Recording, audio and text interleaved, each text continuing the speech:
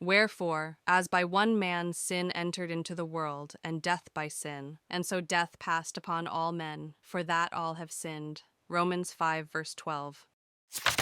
When our first parents were placed in the beautiful Garden of Eden, they were tested in regard to their loyalty to God. They were free to choose the service of God, or by disobedience to ally themselves with the enemy of God and man. If they disregard God's commands and listen to the voice of Satan, as he spoke through the serpent, they would not only forfeit their claim to Eden, but to life itself. The first great moral lesson given Adam was that of self-denial. The reins of self-government were placed in his hands. Judgment, reason, and conscience were to bear sway. Adam and Eve were permitted to partake of every tree in the garden save one. There was only a single prohibition. The forbidden tree was as attractive and lovely as any of the trees in the garden. It was called the tree of knowledge, because in partaking of that tree, of which God had said, "Thou shalt not eat of it," Genesis 2, verse 17, they would have a knowledge of sin and experience in disobedience. With what intense interest the whole universe watched the conflict that was to decide the position of Adam and Eve. How attentively the angels listened to the words of Satan, the originator of sin, as he sought to make of none effect the law of God through his deceptive reasoning. How anxiously they waited to see if the holy pair would be deluded by the tempter and yield to his arts. They asked themselves, will the holy pair transfer their faith and love from the Father and Son to Satan?